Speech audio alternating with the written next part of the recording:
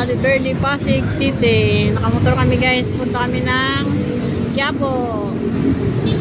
Kasi first Friday ng August. Unang biyernes ng August. Kaya simba kami guys. Putan man si Lodi. Magiging mabait pa. Putan. Shout out sa mga Bisaya.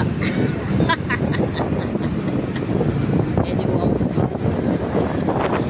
Haba traffic dito.